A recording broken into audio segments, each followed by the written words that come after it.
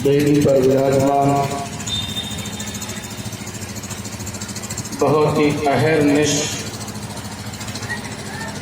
भारतीय संस्कृति की रक्षक, महर्षि दयानंद के सत्य सिद्धांतों के प्रचारक, पूज्य गुरुदेव पंडित विपिन बिहारी आर्य इस कार्यक्रम के आधार स्तंभ, पूर्व में लाला राम बिहारी आर्य, वर्तमान में राम मुनि जी, सभी उपदेशक वृंद, धर्माभिलाषी सज्जनों, पूजा सत्कार की भाजन वंदनीय मातृशक्ति,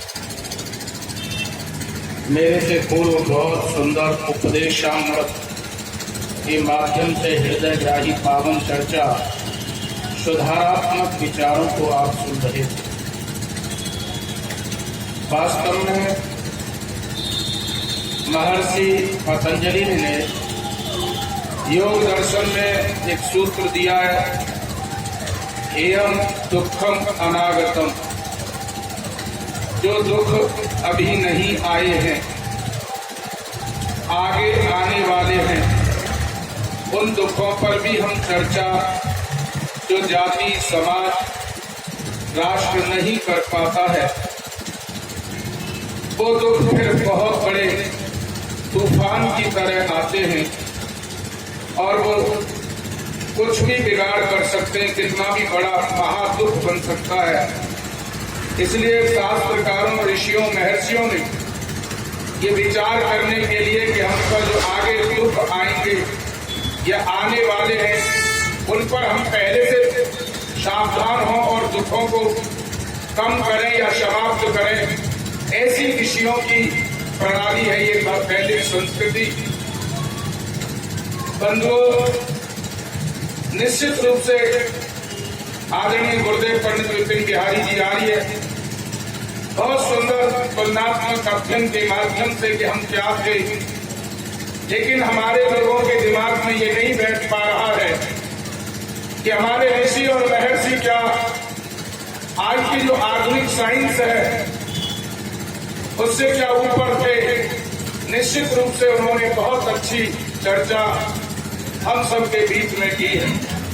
बंधुओं में दूसरा विषय लेकर के आपके बीच में थोड़ी देर चर्चा करूंगा कि व्यक्ति की जो सोच होती है वो ही दुखों को जन्म देती है, और व्यक्ति की जो सोच होती है वो दुखों को दूर करके सुख सागर में गोता लगवाती है, व्यक्ति सुख में आता है।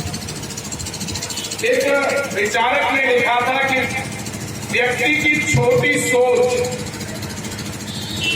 व्यक्ति की छोटी सी सोच और घुटने की चोट व्यक्ति को कभी ऊपर या खड़ा नहीं होने देती, उसके जीवन के विकास को रोकती है, उसको खड़ा नहीं होने देती है, चाहे वो घुटने की चोट के रूप में हो, चाहे व्यक्ति की छोटी सी सोच हो। और ये छोटी सी सोच के कारण आज देश पर, धर्म पर आपत्ति के जो काले बादल मंडराए, उसका मुख्य कारण और मुख्य ध्येय केवल छोटी विचारधारा हुई। हम इतने सिकुड़ गए, जबकि वेद भगवान ने वेद में कहा, हम रोज संध्या करते हैं, महापुनातु हृदय, हमारा हृदय महान बने, बड़ा बने, और कहा इस प्रार्थना के माध्यम से हे परमपिता परमात्मा, हमारी जो हृदय है वो इतना विशाल हो जाए कि सारा संसार मेरे हृदय में बसने लगे, अर्थात मैं सारे संसार को अपने हृदय या अपने नजदीक तक ला सकूं, अपने पास तक ला सकूं। ऐसी विचारधारा, ऐसी सोच हमारे पुरखों की थी। ऐसी सोच महाभारत काल तक थी, जब हमारा देश इस सोच के ही कारण सिरमौर था। किसी भी प्रकार की कोई कमी इस देश में नहीं थी। जिस समय पर पंपापुर में लक्ष्मण जाते हैं और लौट करके आते हैं, तो उनके भाई वहां पंपापुर का हालचाल पूछते हैं, तो उन्होंने कहा कि इतने सोने चांदी के जो ढेर हैं, तो ऐसे ढेर हैं जैसे हमारे यहाँ पर अनाज के ढेर होते हैं या किसी मिट्टी का ढेर होता है। इस प्रकार की संपन्नता का वर्णन हमारे पुरखों का मिलता है। उसका कारण था महम पुरात हृदय, अर्थात हमारा हृदय इतना महान, इतना व्यापक, इतना बड़ा होना चाहिए कि सारा संसार, जो हमारी जो सोच थी वो वसुधैव कुटुंबकम की थी। हमारी जो सोच थी वो सारे संसार के अज्ञान को मिटाने के लिए प्रार्थना की जाती थी, सारे संसार के अन्याय को दूर करने की प्रार्थना की जाती थी और सारे संसार के अभाव को दूर करने की प्रार्थना की जाती थी। यदि ये सोच पुनः हम सब में लौट आए तो आज हमारे देश पर किसी भी प्रकार की कोई कमी नहीं है। जब हम पढ़ा करते थे तो इकोनॉमिक्स में पहला ही अध्याय था, भारत एक धनी देश है किंतु यहाँ के निवासी निर्धन है। India is a rich country otherwise a poor man. Bharat धनी देश है, संपन्न है, यहाँ पर किसी प्रकार की कोई कमी नहीं है। निर्धनता है तो केवल सोच के कारण है। ये सोच होती है जो आज पूरे देश की, पूरे विश्व की अर्थव्यवस्था को बिगाड़े बैठी है। यही कहना चाहता हूँ इस मंच के माध्यम से। ये मंच सुधारवादी है। आदरणीय पूज्य मामा जी ने ये कार्यक्रम प्रतिवर्ष करते हैं।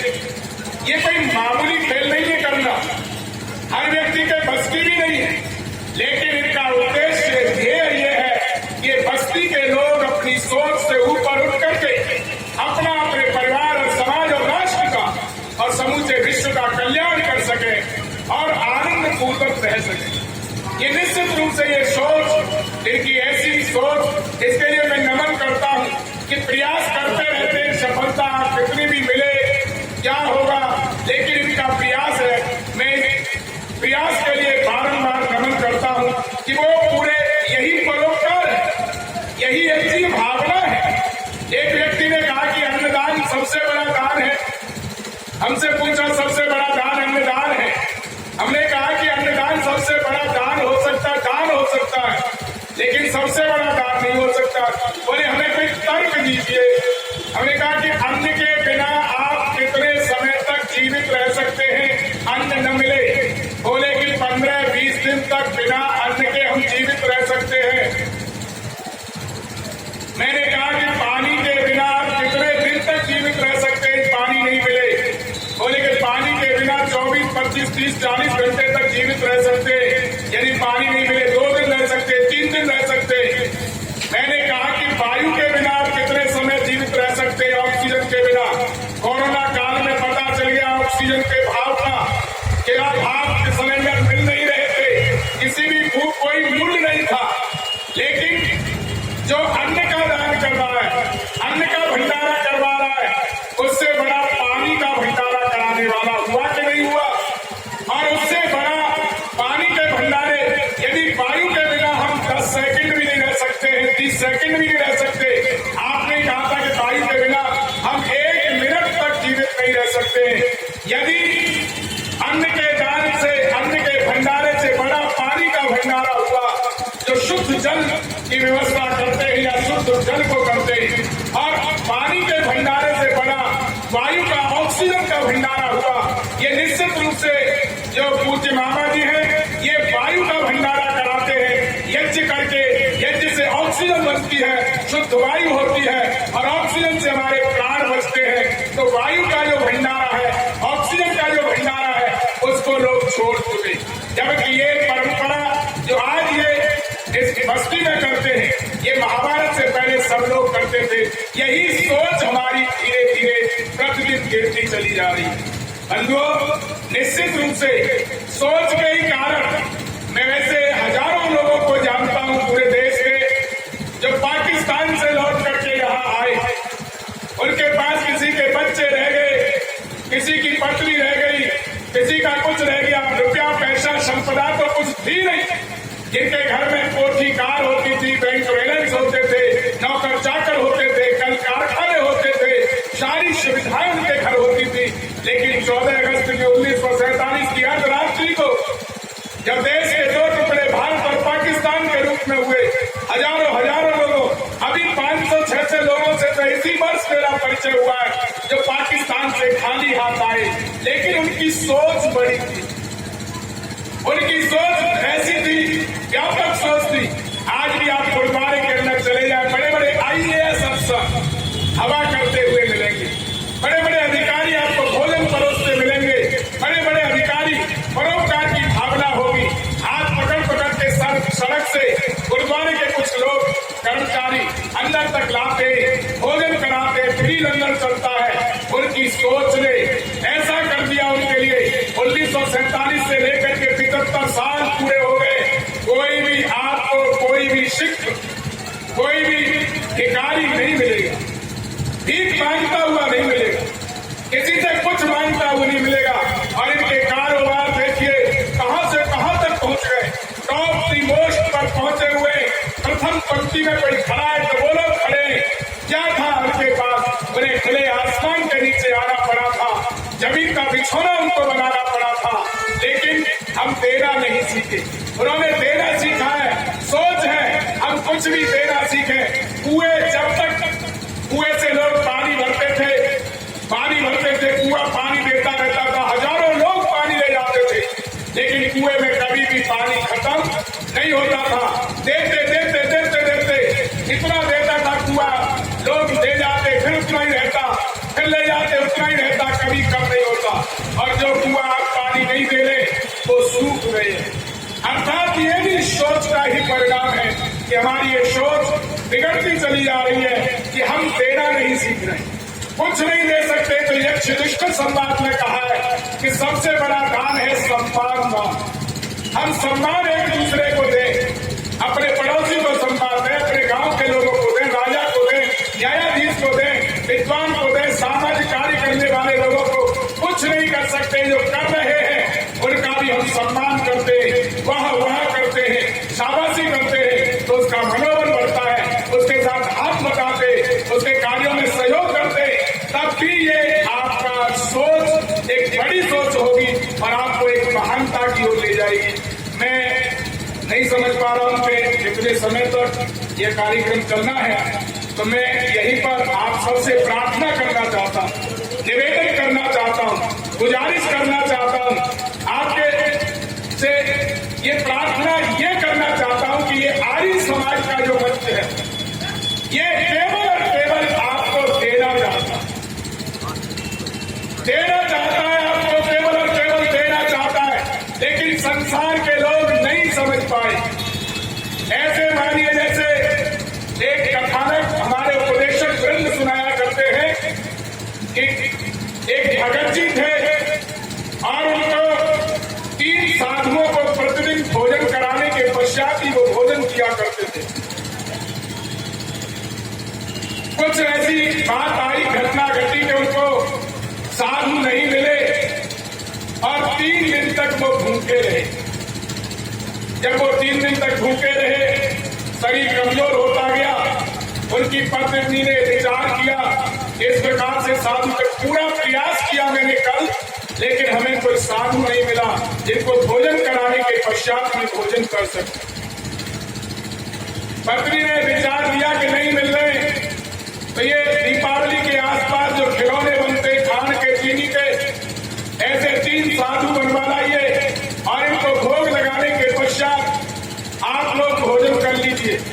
उसने कहा कि आपने बहुत अच्छा सुझाव दिया है, और वो दुकान पर गए, 3 साधु चीनी के खरीद करके ले आए और कहा कि मैं स्नान आदि करके आता हूं और आप लोग भोजन तैयार करो, भोग लगाएंगे और फिर हम खा लेंगे। स्कूल से बच्चा आया, उसने साधु पानी पिया, फिर जो खिलौने रखे थे चीनी के ऊपर हाथ फिराया, फिर चाट करके देखा तो वो मीठे थे।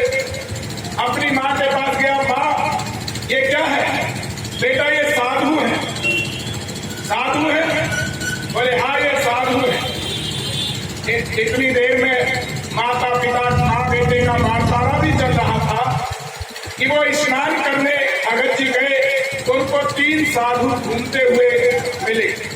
उन्होंने कहा महाराज आज हमारे यहाँ पर आप भोजन करिए, हमारा व्रत है कि हम भोजन कराने के पश्चात ही भोजन करते हैं।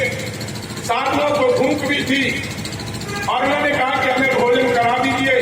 उन्होंने अपनी बैठक में साधुओं को बिठा दिया। इधर बेटे को अच्छे लगे, मीठे लगे।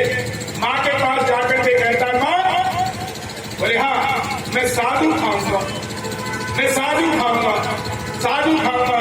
छोटा बच्चा होता है, बार बार एक ही शब्द को बार बार रिपीट करता है। माँ ने कहा चुप, इस प्रकार से साधु नहीं खाए जाते। फिर थोड़ी देर बाद बोला, माँ मैं साधु खाऊंगा, मैं साधु खाऊंगा, मैं साधु खाऊंगा। माँ बोली, बेटा चुप हो जा, तेरे पिता स्नान करके आ रहे होंगे, 3 साधु हैं। भोजन करने के बाद एक साधु मैं खाऊंगी, एक तेरा पिता खाएगा, एक तू खा लेगा। ये जो साधु बैठक में बैठे थे, इन्होंने सोचा कि यहाँ तो कोई भोजन नहीं है, यहाँ तो नाश्ता में ही चले जाएंगे हम। एक एक 3 ही साधु हैं, 3 लोग हैं, ये यानी एक एक खाएंगे हम। और वो ऐसा विचार करके अपनी बैठक से खड़े होकर के सड़क पर पहुंच करके तेजी से चलने लगे। जैसे ही भगत जी आए, उन्होंने कहा साधु कहाँ है? बोले मैं तो भोजन बना रही। आप लोग देखिए कहाँ बिठा के गए थे? बैठक में बिठा के गया था। देखा, गांव से बाहर जाकर के देखा तो साधु तेज रफ्तार से चले जा रहे थे। तो भगत जी कह रहे थे, रुको महाराज रुको, और तेज चलने लगे कि आ गया पीछे। उसने हाथ जोड़कर कोहनी से तेज आवाज में कहा, महाराज मैं 3 दिन का भूखा हूं, निश्चित रूप में रुको रुको। और तेज भागने लगे, ये 3 दिन का भूखा है, तीनों को खा जाएगा। इस प्रकार से भगत जी की पवित्र भावना को ये साधु नहीं समझ पाए। उसी प्रकार से आर्य समाज की पवित्र विचारधारा को, जो विचारधारा जो सुख का मूल है, और मैं ये दावा करता हूं, जिसने भी ये विचारधारा, वेद की विचारधारा, आर्य समाज की विचारधारा, जिसने भी जिस स्थिति में पकड़ी है, उससे वो हमेशा महानता की ओर बढ़ा है। उसकी चाहे आर्थिक व्यवस्था बड़ी हो, चाहे सामाजिक स्तर बड़ा हो, चाहे धार्मिक स्तर बड़ा हो, चाहे सुख का स्तर बड़ा हो, एक भी व्यक्ति हमारे पास ढूंढ करके लाओ जिसने वेदानुकूल आचरण किया हो, ये जीवन किया हो, और इस विचारधारा को ऊंची सोच के साथ आर्य समाज में जिसने किया हो, और वो अपने स्तर से नीचे के स्तर पर चला गया। दिखाई मुझे तो दिया नहीं है। पूरे देश के 18-20 प्रांतों में, दूसरे देश में भी जाने का मौका प्राप्त हुआ है, मुझे कोई नहीं मिला। जो भी मिलता है यही कहता है कि बड़ी कृपा हुई हम पर ईश्वर देव दयानंद की, बड़ी कृपा हुई आर्य समाज की, बड़ी कृपा हुई उस अमुक व्यक्ति की जिसने आर्य समाज को लेकर के आया। उस दिन से मेरे निश्चित रूप से क्या है, क्योंकि परमपिता परमात्मा कर्म फल प्रदाता है। यदि आर्य समाज में आकर के हम कर्म फल को जान जाएंगे, हम जान जाएंगे कि ईश्वर की व्यवस्था क्या है, न्याय व्यवस्था क्या है, किस सोच के कारण हम ऊपर उठ सकते हैं। तो सोच आपने धारण कर ली तो दुनिया की कोई ताकत, परमात्मा भी आपको महान बनने से नहीं रोक सकता है, क्योंकि वो तो कर्म फल प्रदाता है। आपको अच्छे का अच्छा देगा, बुरे का बुरा देगा, निश्चित रूप से तो कर्म फल प्रदाता है। तो मैंने अपनी बात यहाँ से प्रारंभ की थी कि हमारी सोच यदि अच्छी हो, ऊंची हो, सोच हमारे पुरखों की थी। कहा गया था, अयम निज परोवेती करना लघु चेतसा। अयम ये मेरा है, ये पराया है। ऐसी करना करने वाले लघु, छोटी चेत बुद्धि वाले लोग होते, ये करते हैं कि ये मेरा परमपिता परमात्मा का संस्कार है। बाबा कहते रहे, पिताजी कहते रहे, परबाबा कहते रहे, और लोग कहते रहे, किसी के साथ कोई पाई, कोई इंच जगह या कोई संपदा कुछ भी नहीं। लेकिन हम नहीं समझ पाए, ये जाना हमारे साथ भी नहीं है, कफन में देव होती नहीं है, सिकंदर जैसे चले गए, लेकिन हम नहीं समझ पाए। और प्रातः काल की सोच की बात बता रहा, ये पराया है, ये अपना है, ऐसी छोटी सोच वाले व्यक्ति सोच। लेकिन उदार चरिताराम, इनका चरित्र उदार है। मैंने भी कहा, वेद के वाक्य में कहो पुराण हृदय, इनका हृदय महान है, जिनमें संकीर्णता की, जिनके हृदय में कीचड़ जमा नहीं है, कीचड़ के लिए स्थान देंगे, केवल महानता के लिए वो वसुधैव कुटुंबकम, वो सारी धरती को 7 अरब लोगों को अपना कुटुंब परिवार मानते हैं और वो बेहद प्रसन्न होते, सुखी होते। ये विचारधारा, ये सोच कहाँ मिलेगी? धरती पर जितने भी 999 मत कर ले या जितने बाबा सुबह टीवी खोलो 150 चैनलों पर 250 बाबा नजर आता, और एक ही विचार है माया छोड़ो। बोले कहाँ छोड़े? बोले हमें दे दो, हमें दे दो, हमें आश्रम बनाना है, ये बनाना है। और एक एक बाबा के बड़े बड़े लाखों करोड़ों रुपए, जबकि साधु जो बनता है वो पढ़कर देखो, वह श्रीराम कांवरगंज सब 4 टका, वहां पर सन्यासी के लिए कहा लोकेश्वरा, वित्तेश्वरा और वित्तेश्वरा। वित्तेश्वरा कहते हैं धन की ईश्वरा को छोड़ना है, पुत्रेश्वरा अर्थात ये पुत्र सारे संसार के पुत्र हमारे पुत्र हैं, उनका दुख हमारा दुख होगा। और लोकेश्वरा मैं बड़ा हूं, मान करूं, मेरा सम्मान नहीं हुआ, मुझे मंच पर नहीं बुलाया गया, मेरा ये नहीं हुआ, ये लोकेश्वरा, पुत्रेश्वरा, वित्तेश्वरा छोड़ करके होता है। हजारों करोड़ और हमारी आंखें बंद है, हमारे कान बंद है। ये सोच हमने बना ली है कि जो भी व्यक्ति होगा, जो भी अच्छी बातें करेगा वो हमारे लिए भगवान होगा। लेकिन कैसे कैसे देश में आप सब लोगों के सामने खुलाते हुए मैं यहाँ पर तर्क नहीं देना चाहता हूँ किसी को, लेकिन ये बात जरूर कहना चाहता हूँ कि हम विचार पूर्वक सोच पैदा करें।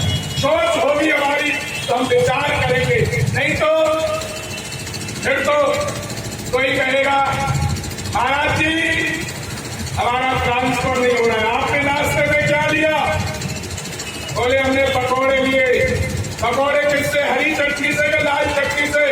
बोले लाल चटनी से लिए, बस कृपा यही रुकी हुई है, जाओ हरी चटनी से लो और ट्रांसफर हो जाए। आज वो वहां है, एक कप चाय के लिए तरस रहे, जिनकी हजारों में टिकट होती थी। ये आप सोचिए, विचार करना है बंधुओं, विचार करना है। निश्चित रूप से विचार करने के लिए मंच है, और विचार जब हम करेंगे तो निश्चित रूप से हमारी उन्नति होगी। ये मेरा उद्देश्य आज के इसका था कि हमारी उन्नति कहाँ रुकी हुई है। हमारी उन्नति, चाहे वो सामाजिक उन्नति हो, चाहे वो आर्थिक उन्नति हो, चाहे वो राष्ट्रीय उन्नति हो, चाहे वो व्यक्तिगत उन्नति हो, चाहे वो पारिवारिक उन्नति हो, चाहे वो वैश्विक उन्नति हो, ये उन्नति रुकी हुई है तो हमारी सोच में है। हम सोच को बदलें। ऋषि मुनियों की सोच हमारी जैसे वैदिक ग्रंथ, वैदिक वाङ्मय में राम और कृष्ण इस सोच को जीते थे, जिसको गौतम कपिल करात जैमिनी व्यास जीते थे। सर्वे भवन्तु सुखिनः, सर्वे सन्तु निरामया, सर्वे भद्राणि पश्यन्तु मा कश्चित् दुःखात् भवेत्। सबका भला हो, सब सुखी रहे, ऐसी सोच धरती के किसी भी संप्रदाय की नहीं। आप मुझे कोई भी धर्म ग्रंथ ला करके दे सकते जो सारे संसार के मानवों का कल्याण सोचता हो। कोई ला करके दे 1001 रुपया मंच से ले जाए या यहीं से ले जाए।